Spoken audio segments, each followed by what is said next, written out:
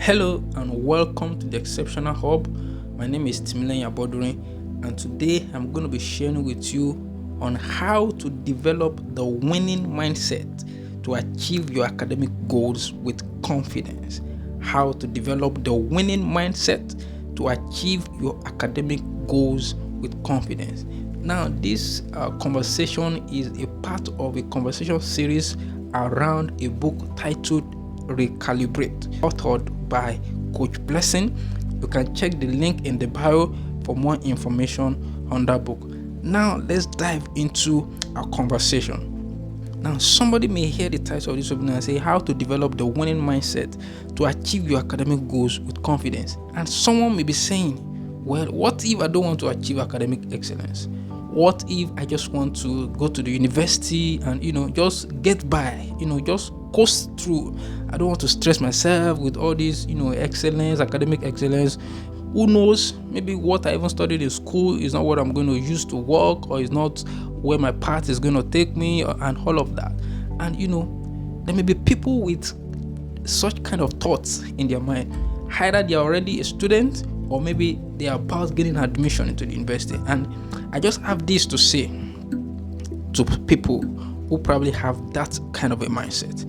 Now, when God created you, He gave His best in creating you.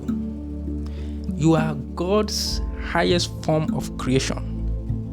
When He created you excellently. He didn't just do a shabby work. He didn't just do a let me just get by kind of work. When He was creating you, He created you excellently. He gave you His best. So why would you not want to give your best in everything that you do? Why would you not want to go for excellence in whatever you find yourself doing? So why would you just want to coast through school? Why would you just want to get by? Some people would just say, you know what, let my people go. I don't want to fail. I don't want to get A's, but let me just be in the middle. Why would you want to do that?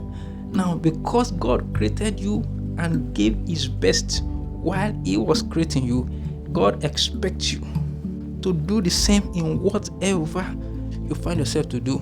So why would you want to settle for less?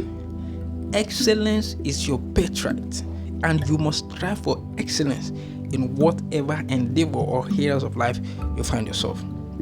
Now, the first thing I want to discuss with you is the power of mindset. The power of mindset. Now, I'm going to share a story with you that I've titled My Notice Board Story. Now, this is a true life story, and during the course of this conversation, I'm going to be sharing with you stories of people, real life stories of people, of how the principles I'm going to be sharing with you today has transformed their life, transformed their academics. Sometime around 2009, when I gained admission into the university, one early morning, I found my way to my department in the Faculty of Science, and I was going through the faculty. I located my department because I wanted to go and check, if there were informations on how to register, what are the things I need to do, where do I need to go, and all of that. So I went straight to the notice board of my department.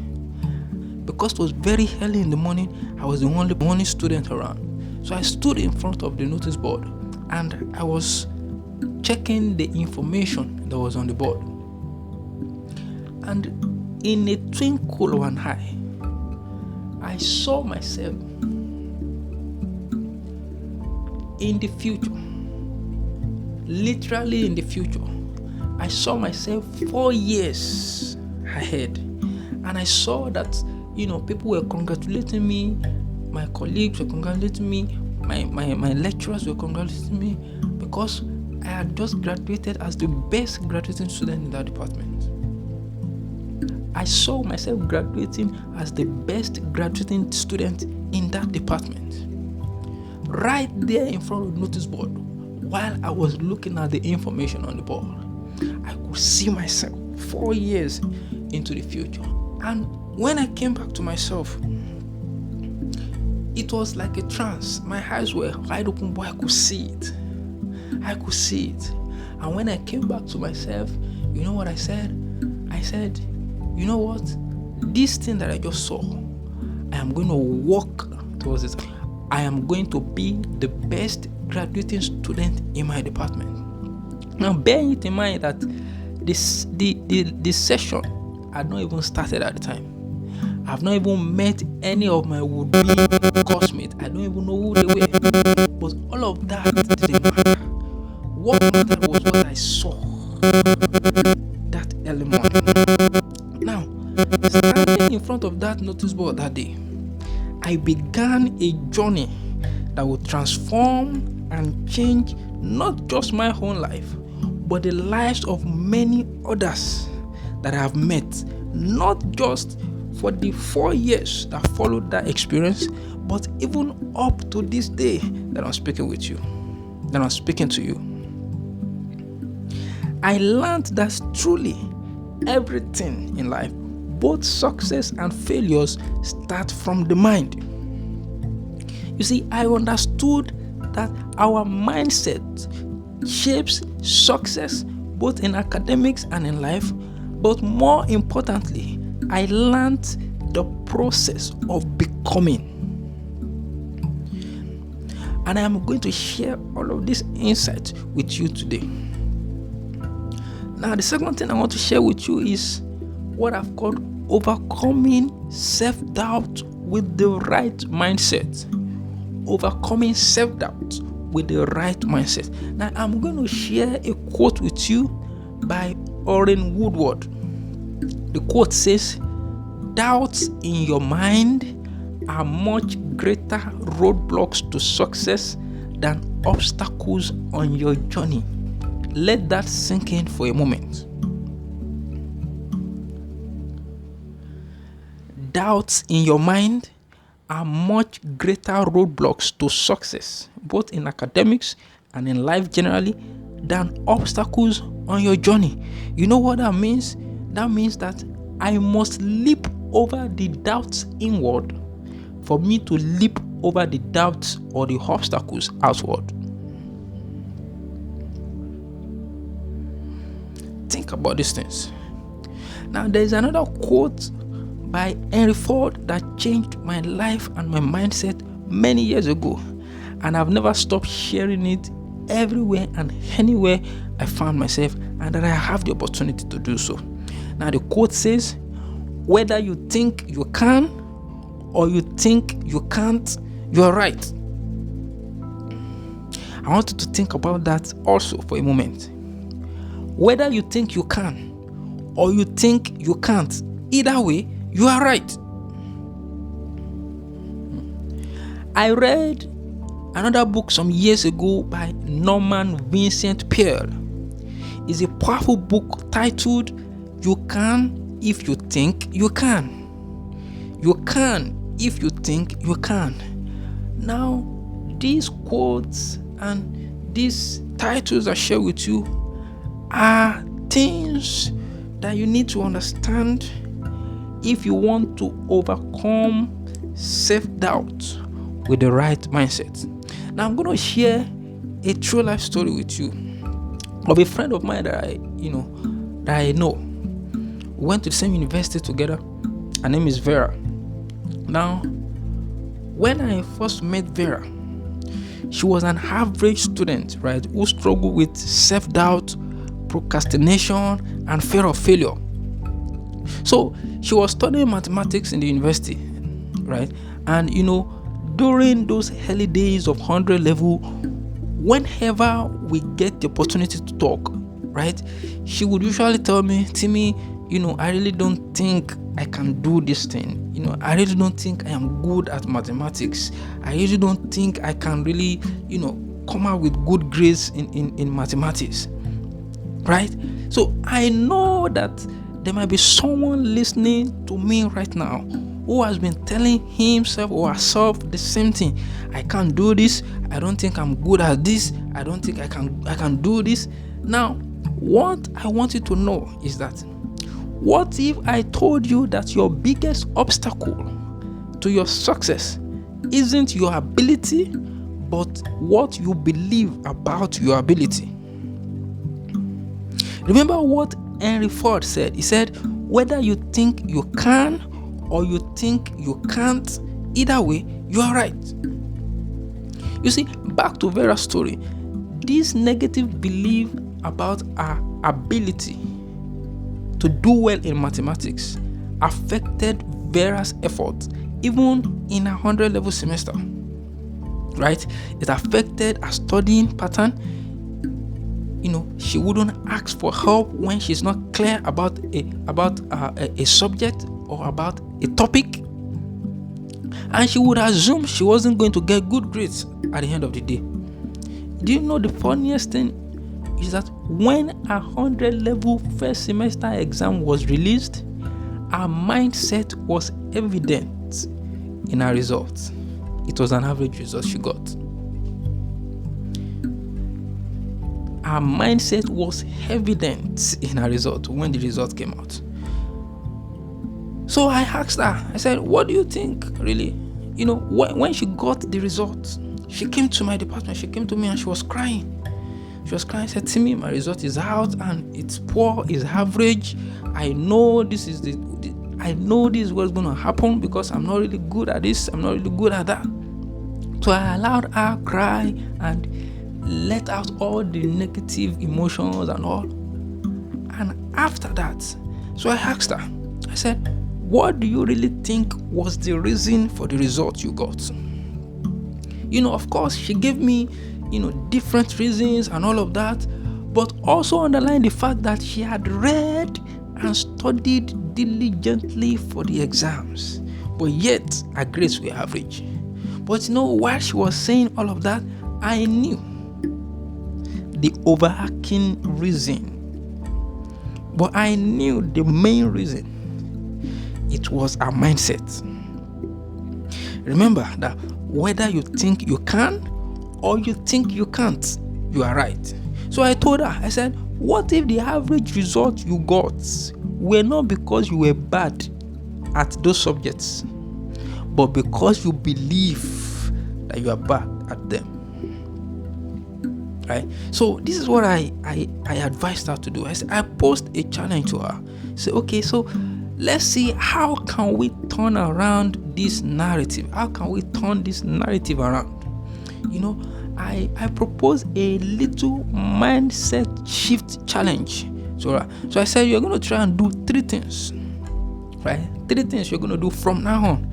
I said, the first thing is that you're going to dedicate 30 minutes daily to practicing and studying mathematics, especially those courses and those topics that you found challenging. Right? Now, the second thing that I told her to do is that I said, you're going to ask more questions instead of avoiding them. Ask more questions in class. Ask questions. If something is not clear, raise your hand and ask. Don't assume. And then the third thing is that before every test, you're going to replace I am not good at this with I am prepared, I will do my best.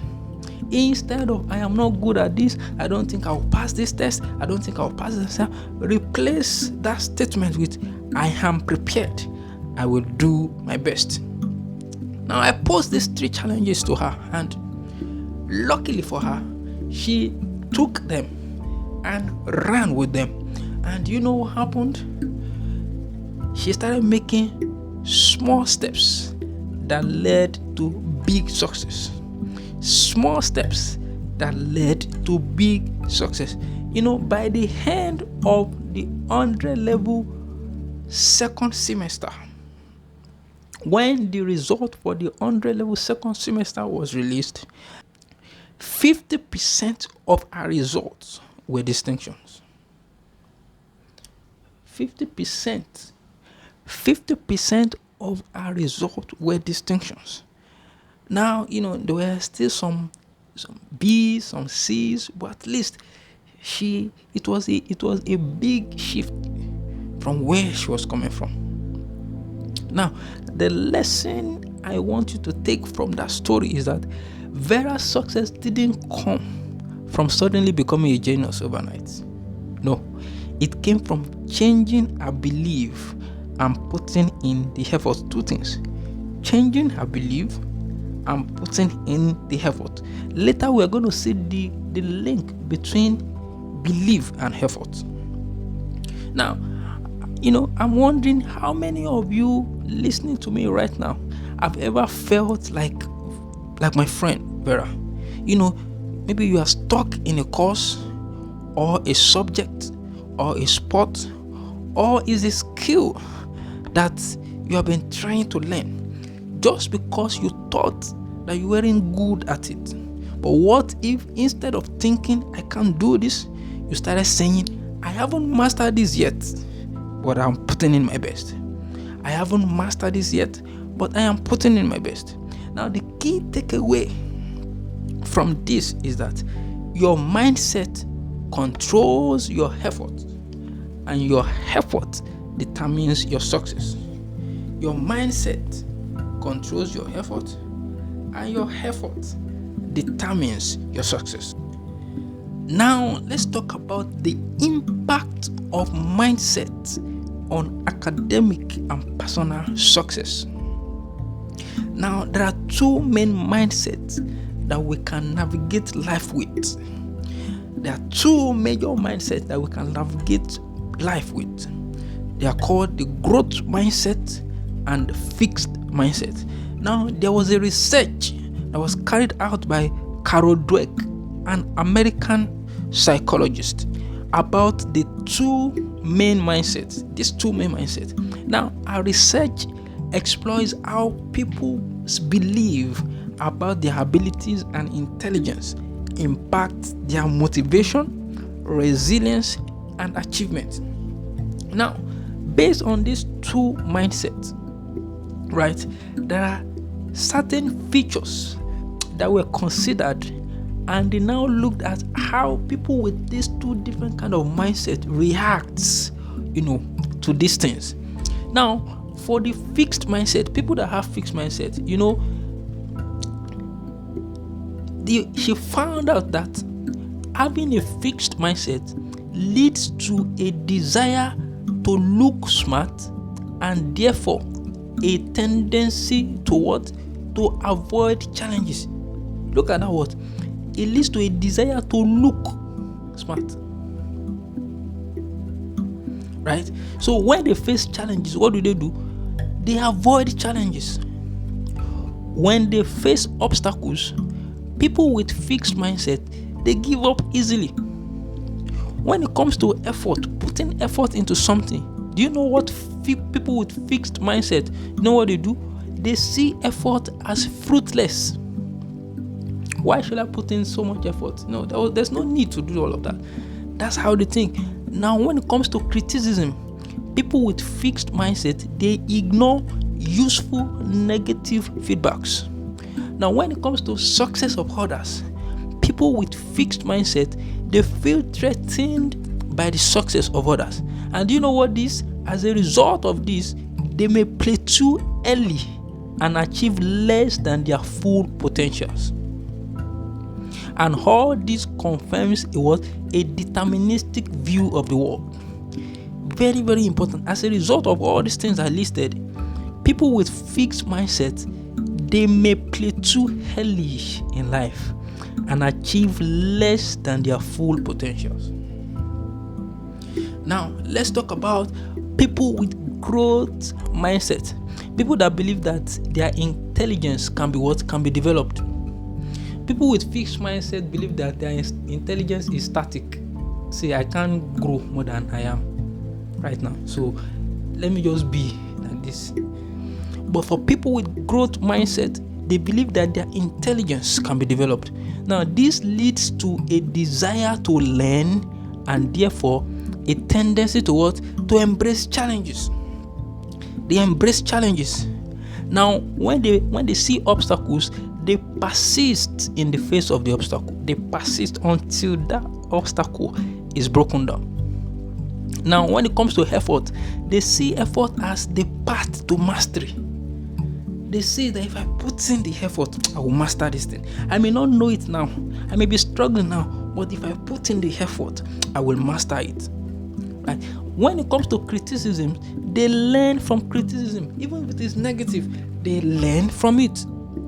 Now, when it comes to success of others, people with growth mindset, they find lessons and inspiration in the success of others. And as a result of all of these things, they reach ever higher levels of academics. And all this gives them a greater sense of free will. Can you see the difference between having a fixed mindset and a growth mindset? It is very, very crucial and important that you understand these things. Now, your view of yourself can determine everything. Your view of yourself can determine how you see yourself. Do you see yourself as someone who's, who cannot improve, whose intelligence is static? Or do you see yourself as someone with a growth mindset that believes that I can still develop?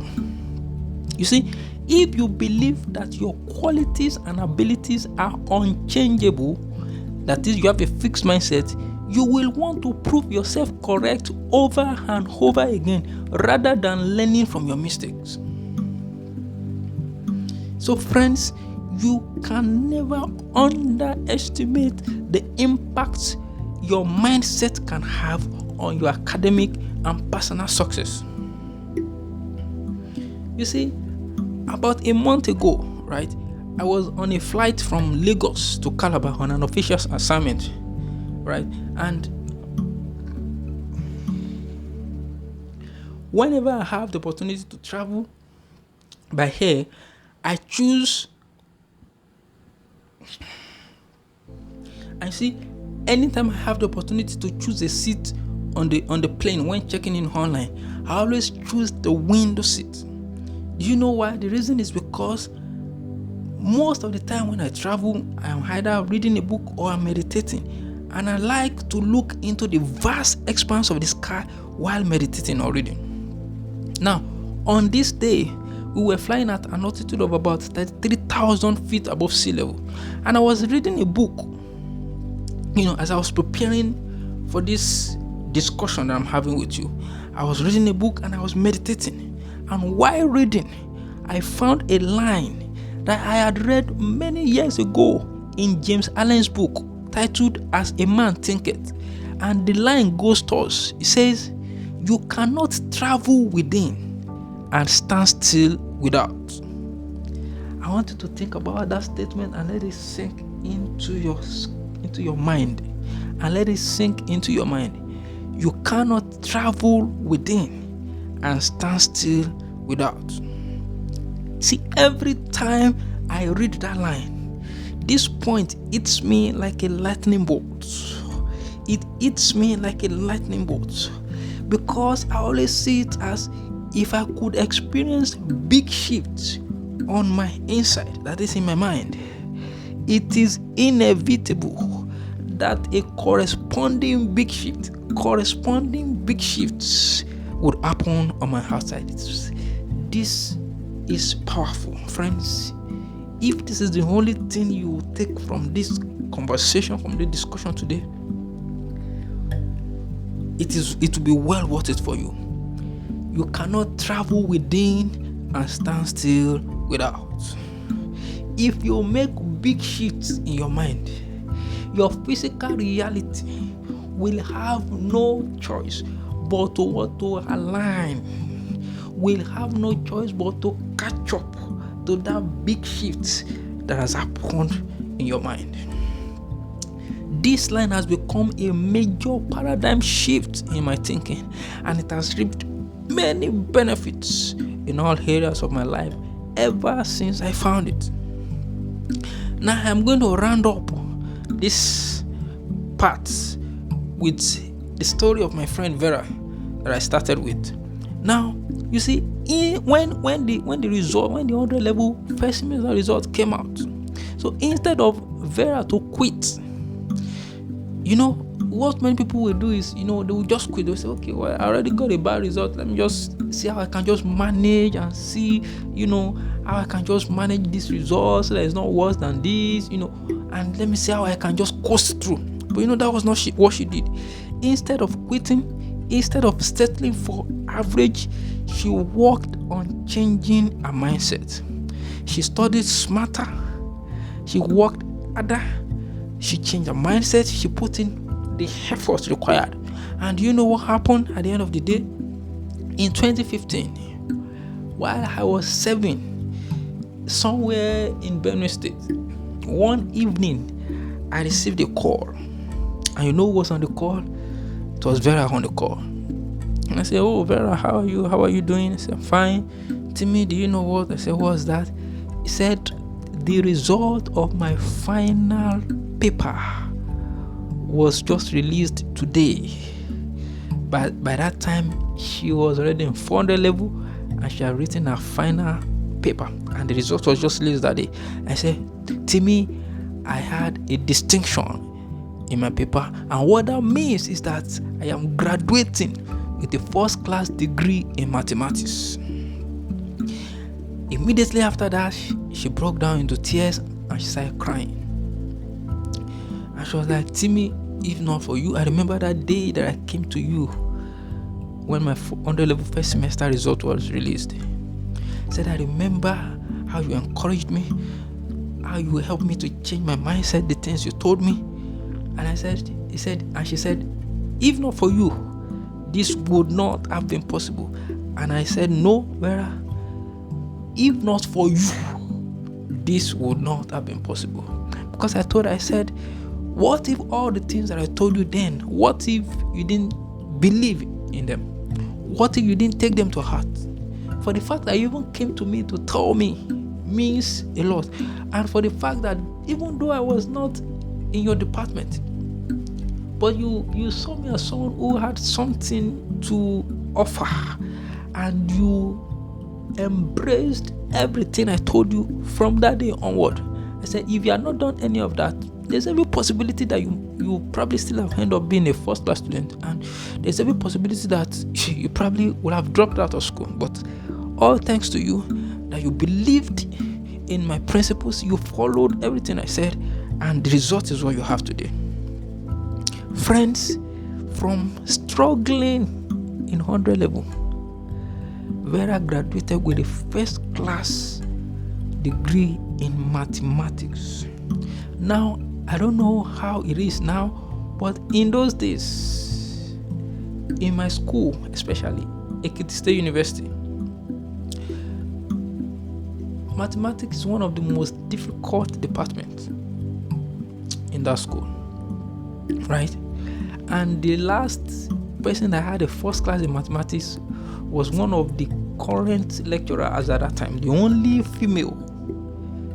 The last person that had a first class degree in mathematics was a female, and she was lecturing at that time before this my friend achieved the same feat in 2015. Friends, everything is created twice. First in the mind, then physically. Everything is created twice. First in the mind and then physically. Think about it. Anything you can see now, everything you can see now was created twice. Your phone was first an idea in somebody's mind before it was created physically. The TV in your house right now, the laptop that you are using, was first an idea in somebody's mind. It was first created in somebody's mind before they went to work to create it physically. The clothes you are wearing on your back right now was first an idea in somebody's mind before it became a physical product that you are using. Everything is created twice. First in the mind and then physically. Let me shock you. The result you have now was created twice. First in your mind and then physically. The result you are getting right now in your subjects, that result that you went to go and check in your department and say, this is not my result. You know then in school, when we have good results, we say, I scored an A, I got an A. But when it's the other way around, that lecturer gave me C, that lecturer gave me B. Every result you get was created either intentionally or unintentionally. Either consciously or unconsciously, your results, every result you have gotten up to now was created twice. It was first created in your mind before you even see it physically. As soon as the semester begins, the result you are going to get at the end of that semester, you are already creating it. Either consciously or unconsciously, you are creating it. You must understand that everything is created twice. First in your mind before it becomes physical. You must understand this and take control of your results. Oh, I wish I can go on and on this particular point. Now, what is that one thing you've given up on? Is it a course? Is it a subject? Or that you are thinking about that you're going to give up on it because you believe you weren't good at it? My key takeaway for you is that your mindset determines whether you give up or you push through obstacles. Remember, whether you think you can or you think you can't, either way, you are right.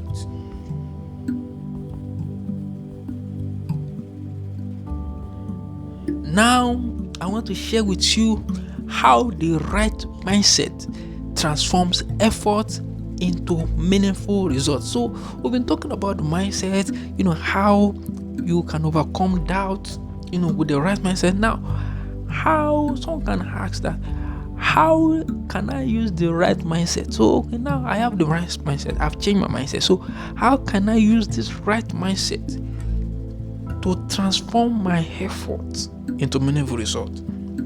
Now, listen very carefully. Hard work alone is not enough. It is how you think about your work that drives the result. And I'm going to share with you a formula for excellence. A formula for excellence. If you have your pen with you, you can take this down. A formula for excellence. It goes thus: mindset plus strategy plus consistency equals excellence. I'm going to go over that again. Mindset, this is a formula for excellence. A formula for excellence. Mindset plus strategy plus consistency equals excellence. Now, we're going to take these attributes, mindset, strategy, and consistency. I'm going to take them one after the other and break it down for you so that you understand this formula and that you can apply it not only in your academics but in every areas of your life, and you begin to see excellent results. I can guarantee that. Now, let's talk about mindset. How do you create the right mindset? I'm going to share with you two basic ways that you can create the right mindset, that you can transform and change your mindset. Now, the first way is what? Seeing. How to create the right mindset? The first one is see. See. Now, you are the sum total of what you repeatedly see. Write that down. Number one, how to create the right mindset. Number 1 point is what? See. See, S-E-E. You are the sum total of what you repeatedly see. And then number 2 way that you can create the right mindset is what? Hearing. You are the sum total of what you repeatedly hear. This is so powerful, it cannot be overemphasized. Now, in the journey of transforming and architecting your mindset for excellence, the first step begins with what you see and what you hear. These foundational principles emphasize the profound impact that our sensory inputs have on our subconscious mind and ultimately on our actions and outcome. So, you see, the first point, seeing, is the process of intentionally curating of images and visuals that we allow into our minds. The things we consistently expose ourselves to, whether positive or negative, embedded deeply within our subconscious, shaping our thoughts, beliefs, and behavior. This principle of seeing teaches us that by deliberately choosing what we see, we can influence our mindset and, by extension, our reality. This is very, very important. And I'm going to share with you a practical story of how what you see can influence your mindset and can affect your results. I'm going to share with you. Now, when I was in the university, I started with the story of my notice board, the notice board story. Now, when I was in university, it was these things I'm sharing with you are things I learned through experience. I never knew any of all of these things. I never knew all of these things when I started out in the university. But I was learning and I was documenting my experience. Now, one of those experiences, at the start of a particular semester, I think I was in 300 level at the time. I had started learning and reading books, hearing authors and all of that, of how our mindset can shape our result. And so I said, I'm gonna do a test this semester. I'm gonna try this now. I've read it before, I've heard people talk about it. I want to experience it myself. So you know what I did at the start of the semester? I took all my notes and I wrote down on the first page all the courses that I was going to be taking that semester. I wrote the courses, I wrote the course code, I wrote the course description, and then in front of each of those courses, I wrote the grades that I wanted to get at the end of that semester. I'll never forget, 300 level. I wrote the course, I wrote the course code, I wrote the course description, and I wrote the grades that I wanted at the end of the semester. Of course, I wrote distinction. Hey. I took I think about 8 courses that semester. I didn't just put the grade, I put the score, the marks I wanted to get. 75, 80, 79, 81. I wrote the course, the codes, the description, the grades, and the score. So I wrote it at the front page and at the back page of every of my notebook that semester. Now that's not the only thing I did. Very close to my bed where I sleep, I wrote the same thing on a sheet of paper and I pasted it on the wall beside my bed, so that it is the first thing I see when I wake up in the morning, and it is the last thing I see before I go to bed in the night. And whenever I'm in school, I'm studying, I'm taking a course, as I'm opening my notebook, it is the first thing I'm seeing. As I'm closing my notebook, it's the first thing I'm seeing. It's the last thing I'm seeing. What was I practicing? I was practicing the principle of seeing. What you see, you are a sum total of what you repeatedly see. So do you know what happened? Throughout that semester, the image I was seeing was the result I've written down. It became a part of me. It became ingrained in my mind that even when I'm sleeping, I am waking, I am walking, I am talking, that is what I am saying. To cut the long story short, at the end of the semester, our level called every one of us into his. So during the course of that semester, let me share this with you. During the course of that semester, one of my classmates, a lady, she borrowed my note to complete, a class she had missed. So I just gave her the note, and while copying the note, she opened my book, and then she saw where I wrote the grades I wanted to get at the end of the semester in the class. And you know what she did? She said, everybody, see what Timmy wrote. Timmy wrote distinction in all his courses. He wants to have, they call it A parallel then in school. He said, you want to have A parallel. I said, even if you read from now to the end of the semester, it's not possible. for you to have A's all through. Not in this school. And everybody, were laughing, people were making jest, some people were indifferent, they were just like, I didn't feel embarrassed. I just smiled, and I collected my notes back after she was through. I just kept my notes and went on with my life. At the end of that semester, the level coordinator called us into his office and started calling people's grades for them. By the virtue of my surname, Aboduni, is AB, I was the number 1 on the class list, right? So I assumed that level code was supposed to call my name first and then give me my grades, and then I go. Then it caused the other. But I noticed that he was attending to the other students, but he was not attending to me. After a while, I got, impatient. I was like, excuse me, sir, my matric number is the first matric number in the department. My name, sir. Can I get my scores so that I can go? Do you know what he told me?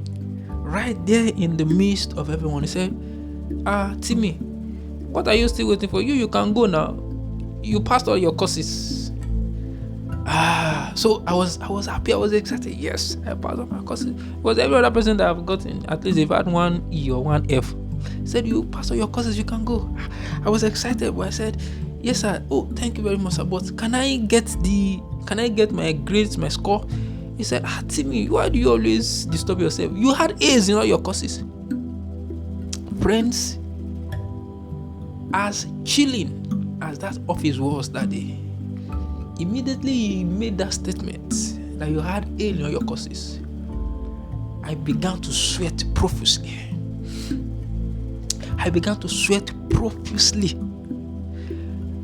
Because finally, this is no longer what I read in a book. It's no longer, that's how they used to say it. It's not true. I have now experienced it. I can now tell someone that this is what I did. All my colleagues, the lady inclusive, that had made jest of me in the class, that laughed, their mouths were wide open when the lab coordinator made that statement. They all looked at me with amazement, and in the midst of all of them, I was in awe of what had just happened. I was in awe of what had just happened. Friends, this is not a fable I'm giving you. Friends, this is true life story I'm giving you. This is the same principle. This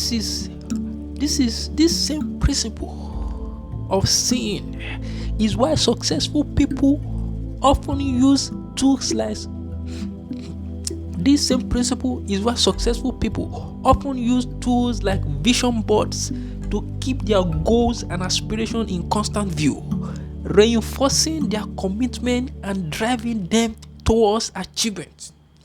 Right now, you have tools like vision board. This is the principle of seeing.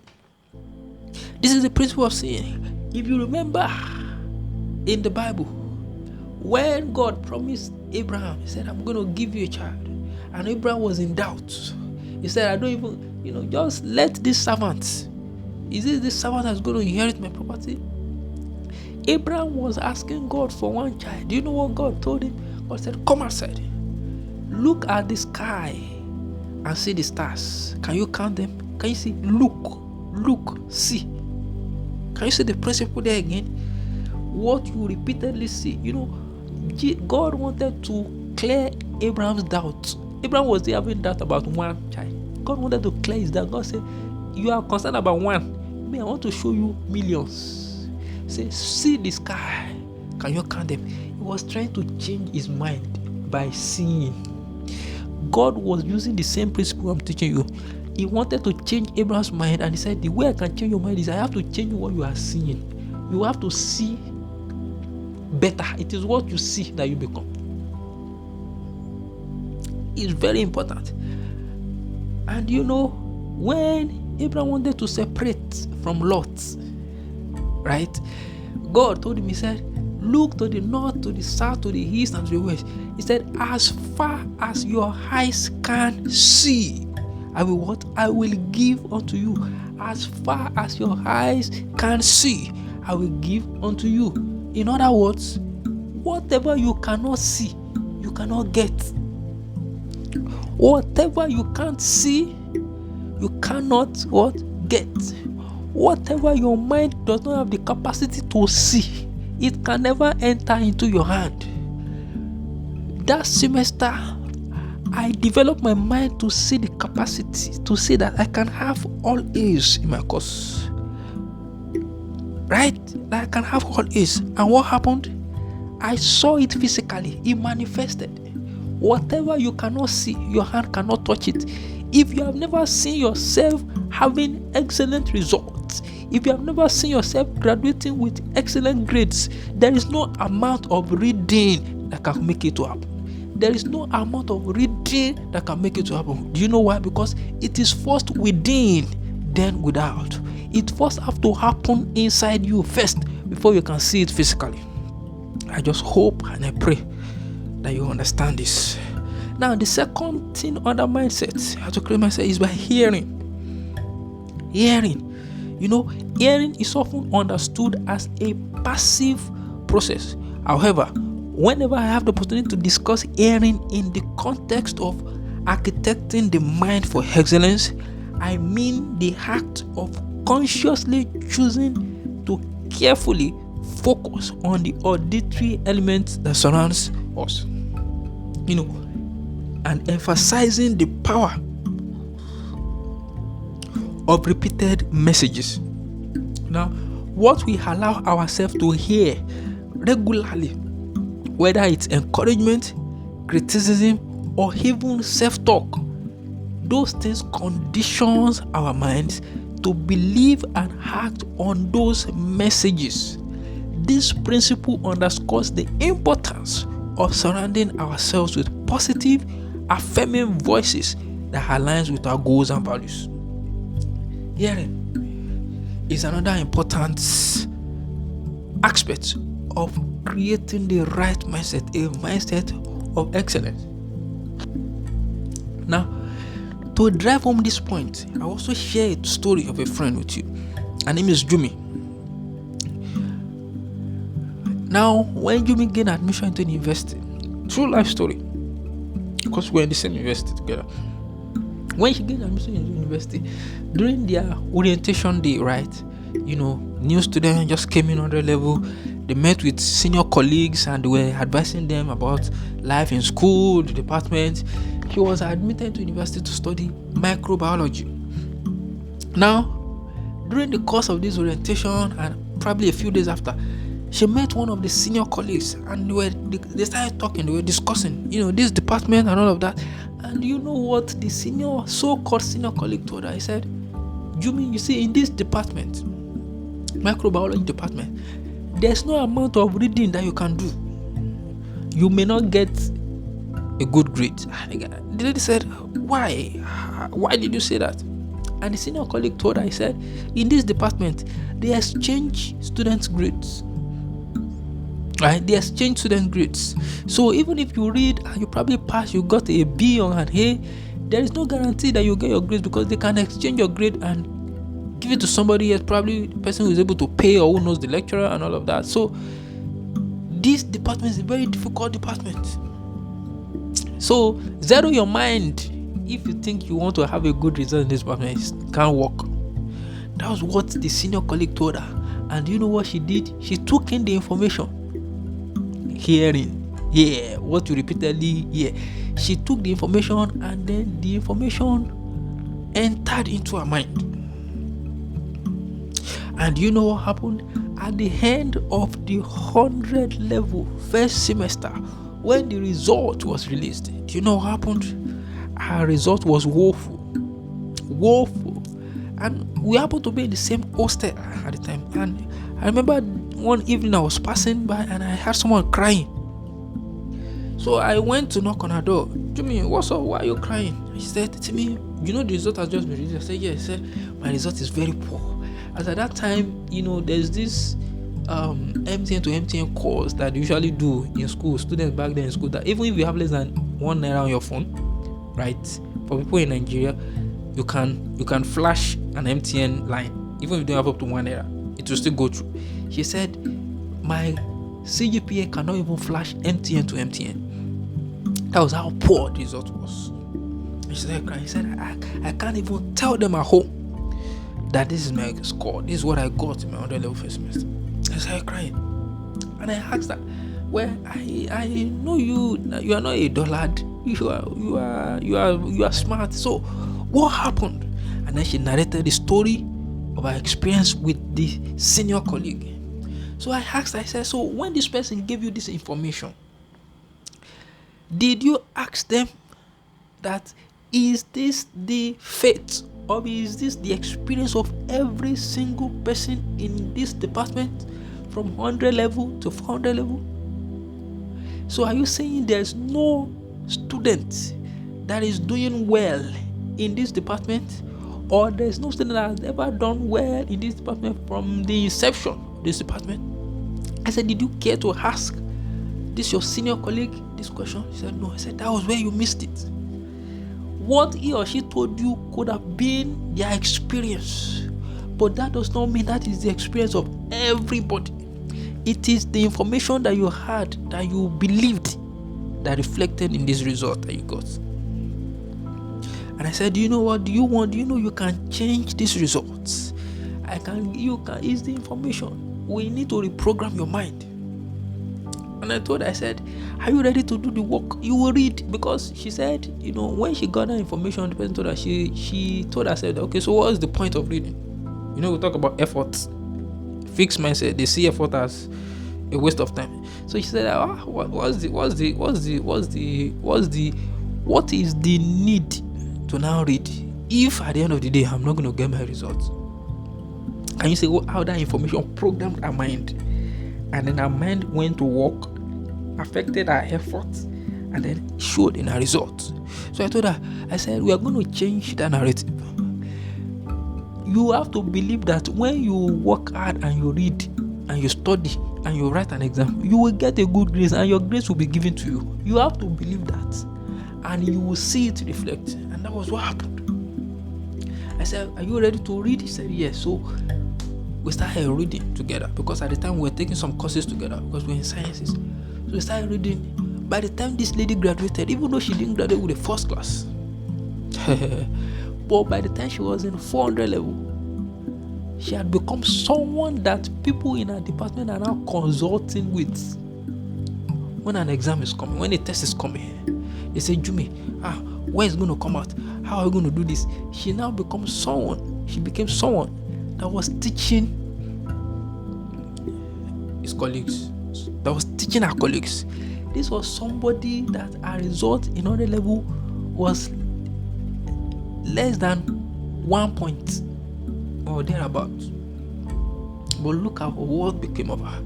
Now, what you see and hear consistently determines your mindset, and your mindset determines whether you give up or you push through obstacle.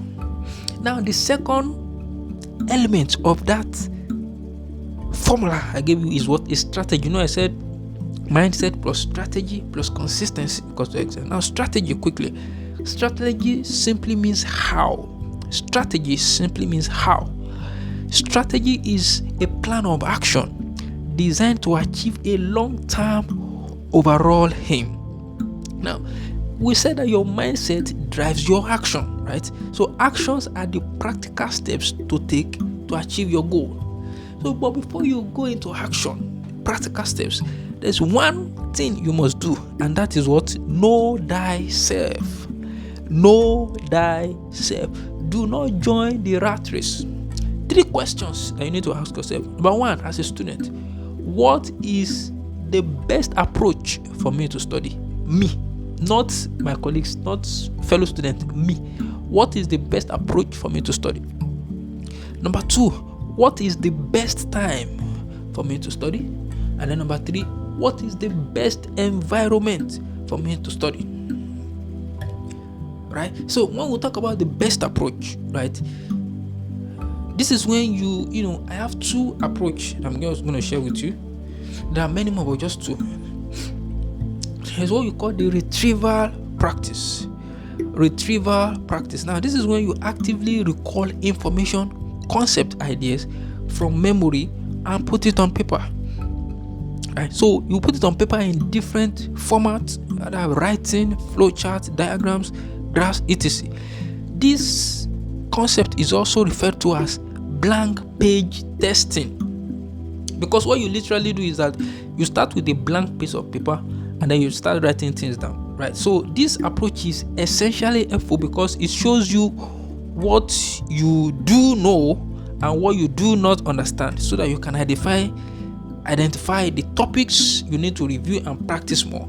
So basically, you read a material, and then after reading and understanding the material, you take a blank sheet of paper and you try to recollect what you have just read. So you can use different formats, maybe charts, graphs, whatever works for you. But all you just want to do is just want to try to recollect, to know if you can recollect the information that you just read from the material. So that's basically what retrieval practice is about. You see, retrieval practice can be challenging, right? And requires a lot of mental effort. However, this struggle to remember, to recall, and to make connection is exactly how we learn as human beings. Now, the second one I want to share with you is spaced repetition. This is the opposite of cramming, right? I know we all know about cramming. So this spaced repetition was first described in 1885 by a German psychologist called Hermann Ebbinghaus. Now, so spaced repetition helps to reduce the forgetting curve, right? And it is used in designing personal timetable using your retention span. So I'll just give you a very simple explanation. So let's assume that my retention span is 7 days. What that means is that if I read a material, it takes me 7 days for me to forget everything I've read.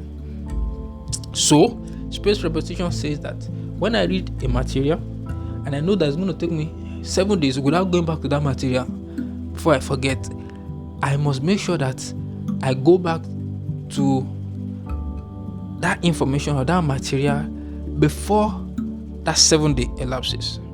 That way, if I continue to do that consistently, I will continue to shorten my retention span. I will continue to shorten. So if I read a material and before the next 7 days I go back to review the material, what happens is that after a while the information becomes stuck in my memory and I won't be able to forget it for a longer period. So that's what spaced repetition is all about, and this is what you can use to design your personal time. So what I did in those days was that I know my retention span, right? So I designed my personal timetable with my retention span. So I made sure that every subject on my timetable has a shorter, so it can be more than 3 days maximum before I review a topic. So if I study a course on Monday, I'm going to go back to that course either on the Wednesday or on the Thursday. So I use that to design my timetable, and it's something you can do too, and you can read more about it. Spaced repetition. Now, the next thing is, what is the best time for me to study? Friends, when I was in school, I think I tried to do overnight reading. Is that what they call it now? Overnight class, night class like 2 times throughout my days in the university. And you know what? On both occasions, I slept all through in the class. While my colleagues were reading, I slept all through. So I knew that night class was not for me. So I prefer to read in the day. During the day is the best time for me to read. But some people are night, people. They can read in the night. Some people can only read in the night. They can read in the day. And some people that don't care, either it's night or day or afternoon or morning or anytime. Just give them books. They are flying. So know yourself. What is the best time for me to study? Now, what is the best environment for me to study? I'm a person that I love reading in a quiet environment. I love reading, where there is nature. So you say when I was in school, I always go to places, I always discover new places where people have not yet discovered. I'll just go there, sit down quietly, and I start reading. Some people that they don't mind, either it's a quiet environment or a noisy environment, they are good to go. There are people that likes to read alone. There are people that like to read with people. There are people that are indifferent, they don't mind, either they are alone or there are people they are good to go. So know thyself. Do not join the rat race. Don't copy other people. Know what works best for you and stick with it. Now the last element of that formula is consistency. Now consistency requires sacrifice. I want you to understand is that every star has a scar, and the scar of every star is sacrifice. That is a wonderful quote I heard long ago from Bishop David Oyedepo. Consistency requires sacrifice. Now every star, anyone that you see that is making waves, they have a scar. Don't wish to be someone if you do not understand the sacrifice that they are putting into it that's making what they are doing work. Every star that you see shining, they have a scar, and the scar of every star is sacrifice. So it is always going to be too soon for you to give up. It is always too soon for you to give up. You must understand that. You must be willing to put in the work. Even when it seems things are not improving, you continue, you persist, right? Failure is feedback, not final. Even if you meet with failure, it's not final, it's just feedback. You have to get up and show up. I have to be honest with you that there are days that I honestly didn't feel like showing up to study, right? There are days that I just feel I'm tired today, I want to rest. But you know what? I would try to drag myself to one of those sports that I usually read.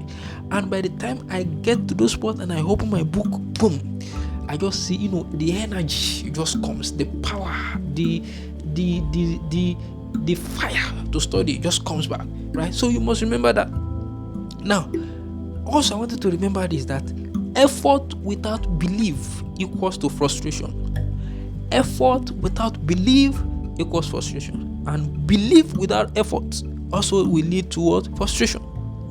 However, effort with the right mindset equals transformation. Effort with the right mindset equals transformation. Now, as we begin to round up, I want to share with you practical steps to cultivate a mindset for excellence. What are the practical steps that you can take to cultivate a mindset for excellence? Now, shifting your mindset requires intentional practice. Shifting your mindset involves what? Requires intentional practice. Now, what are the actionable strategies that you can take? Number one is to reframe challenges. Change I can't to I am learning how to.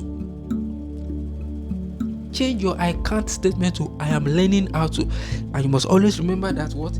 It begins from the mind. Number two is to set smart goals. Break big goals into small steps. I told you about the story of where I wrote down the grades that I want to get in a semester. I was going to get all A's in all my courses. Now there's a background story, or there's another story to how I achieved that. So remember the story I told you where I wrote that I was going to have A's. I wanted to have A's in all of my courses by the end of the semester. Now there's another side to that story during the course of the semester. So I said, how am I going to achieve this goal, right?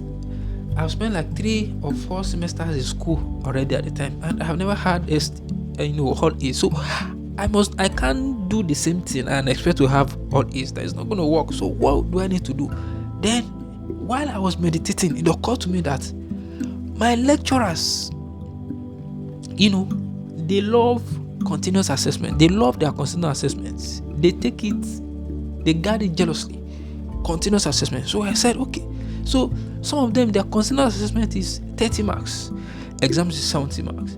Some even go as far as 40 marks for continuous assessment and 60 marks for exam. So I looked at it, I said, okay, I don't have to wait till exam to try and get 70 over 70 in the exam. I'm going to have here. I can start with continuous assessment. What if I get all the available scores in continuous assessment? That means I already have maybe 30 marks or 40 marks. How many more marks do I need in my exam to have a distinction? So if I have 30 marks in CA, that means I have just 40. I need just 40 in the exam. And I said, wow, this is the strategy. So I broke down for every course that semester. I broke down how much score I want to get for CA and how much I need for the exam. And that was what I did. So you know what I did from the very first day of the semester, from the very first lecture I had, I started studying, because most times the lecturer will not tell you when the continuous semester is going to happen. They will just enter into the class and say, okay, take sheet of paper. So I started reading.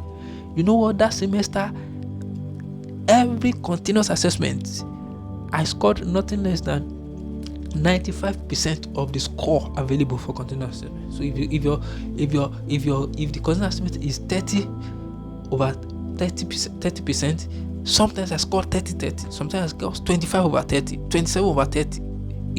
So by the time exam came, I already knew how much score I needed in the exam to have a distinction. It was easy for me.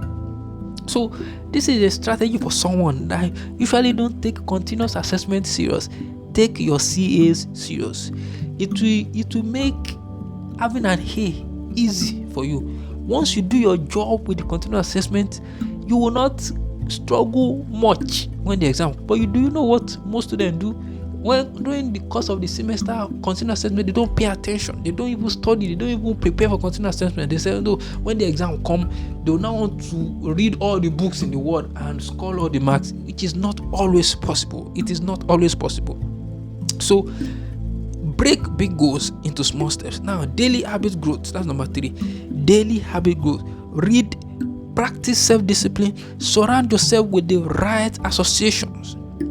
Surround yourself with the right association. Now, I'm going to take a little bit time to explain my concept of the right association. Now, in every place that you find yourself, either in this university, in the school, or in any settings, you will always meet or you will always find 3 kinds of people.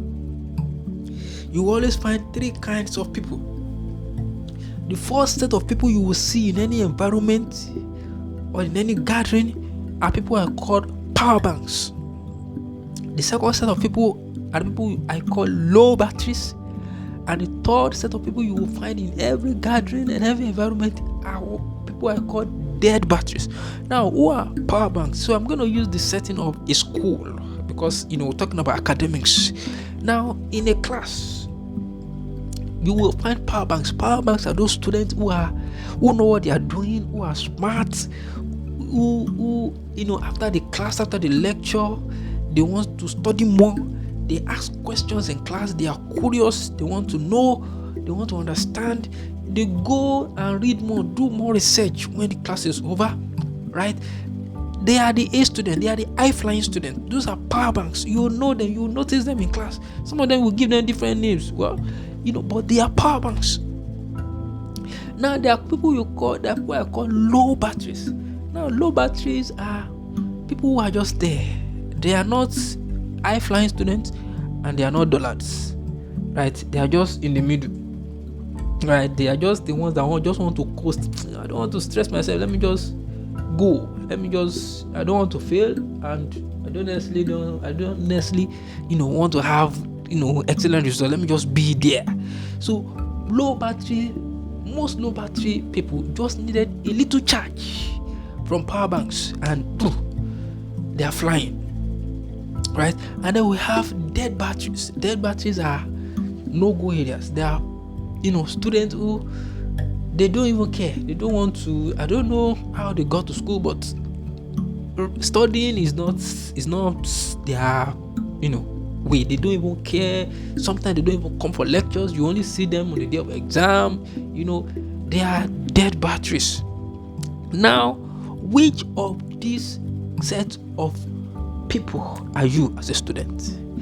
If you are here and you know you are a power bank, your job is to look for low batteries that are potential power banks and for you to charge them up. That is your work. And as a power bank, you want to be careful of dead batteries, because you see, dead batteries cannot be charged.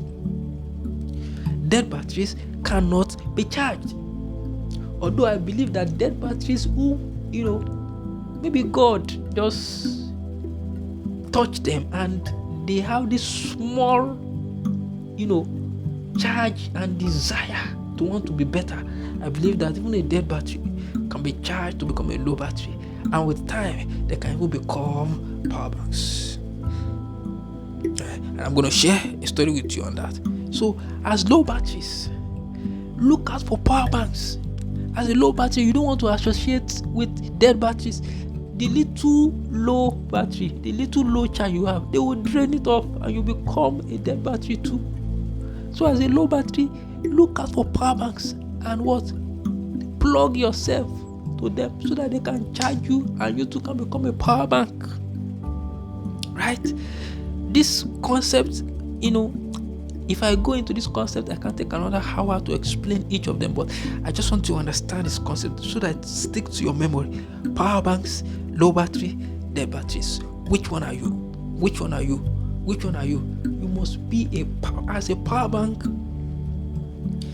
If you charge a low battery and the low battery becomes a power bank, do you know how many more low batteries that power bank can charge?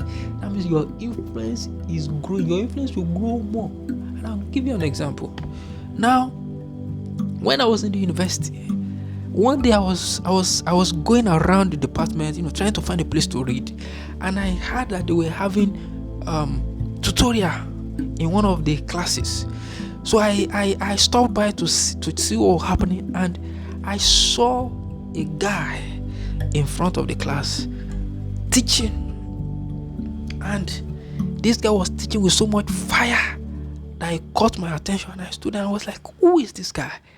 This guy was teaching 300 level students biochemistry, and I was like, this guy is good though. And I later found out that his name is Afe. I say Afe, and do you know the funny thing? That guy happens to be in my department. Now I studied plant biology in the university, what do you call botany, plant science and all. That was I saw it, and I said, this guy is in your department. I said, it's not possible. Afe is in my department, and you are teaching 300 level biochemistry students their course. I said, it's not possible. They said, it's possible. That is Afe. I say Afe. So I waited till the end of the tutorial, and I went to him and said, bros, good afternoon. Yeah, good afternoon. I said, I heard that you are in plant science. He said, yes. And I said, how come that you are teaching biochemistry students their course? You are teaching chemistry students their course. He said, it's a long story. I said, sir, I am ready to listen to this story. And he said, where do you live, sir? I want to come and, I'm in your department. I'm a 100 level student, and I just want to, learn from you, hear from you, and all of that. So he said, no problem. He gave me his address, and it happened to be very close to my house. So I went to his house. I went to meet him. And I entered into his room. I said, Afe, how did you do it? This is strange. It should be other way around, because they usually see biochemistry students, microbiology, they usually see themselves as the Lord of the Rings, when it comes to Faculty of Science. But for a student in plant science department to be teaching and tutoring students in biochemistry is strange. So I wanted to know how it happened, and he told me the story. Right? And I spent about 1 hour plus with him inside that room that day, discussing, he was pouring into me. And you know what? When I stood up to leave that day, I knew that something had happened. I didn't know what happened. What happened was that I was charged from a low battery to become a power bank, but I didn't know that was what happened. But when I stood up, I knew that something had happened. I said, Kai. I said, Afe, this thing that you are doing, I will do it before I leave the school. You see all those chemistry, mathematics, biochemistry, microbiology, I am going to be teaching them their course before I leave the school. And that's what exactly what happened. I'm talking about when you find a power bank, don't be too proud to go and say, sir, I want to associate with you. Charge me. Right? That day I became a power bank. And you know what happened? In one of my I was so fired up that anybody that cared to listen, I want to pour fire. I want to charge them up. And that was what led me to the lady that wrote the book on which I was giving this webinar a few weeks ago. And I told her, she was studying biochemistry, and I told her, he said, you know what, biochemistry is one of the most difficult course and departments in this school. However, you can if you think you can. If you believe that you will graduate with a first class from that same department, it is possible. Do you know what happened?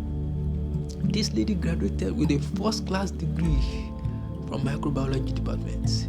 A lot of things went on in between that time, but I told her, I poured fire in her that day. I said, blessing, you know what? I don't care what the department, it's not about the department, it's about your mind. If you believe that this department, if it's only one first class that they will have in my session, I'll be the one, you'll be the one. And you know what? Everything that I've shared with you today up till now, I shared with her. Even though it was not as refined as this, but I shared the raw knowledge I had with her. She took it up, she ran with it, and today she graduated with a first class degree, biochemistry, at State University. You know what? She didn't stop there. She got a scholarship to study a master's at Covenant University. Do you know what happened? She graduated with a distinction as the best graduating students, Covenant University, microbiology. So guys, what I'm sharing with you today are not fables, are not like, these are practical principles that if you work it, it will work for you. If you work it, it will work for you. Right? So the fourth one is that replace negative self-talk with affirmations. I am capable of learning new things. My efforts will pay off. I am capable of learning new things.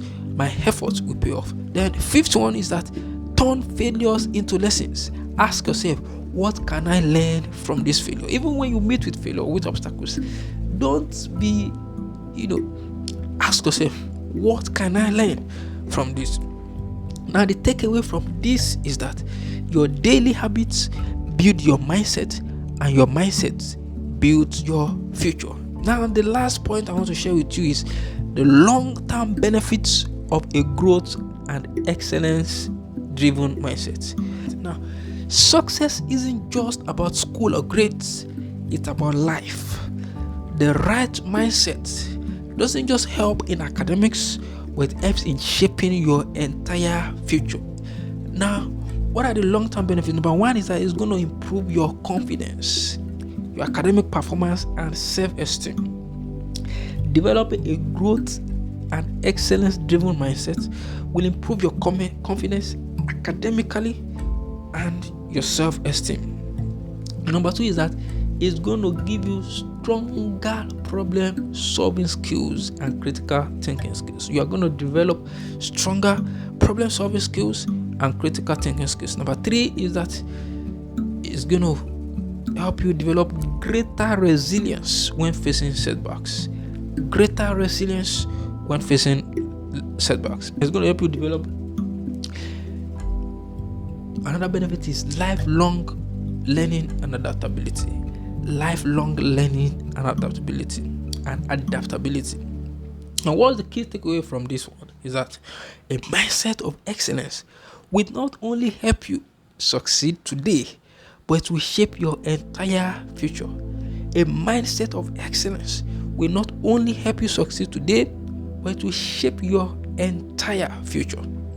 Now, my closing thoughts to you is that your thoughts shape your reality. You must understand this, please. Your thoughts shape your reality.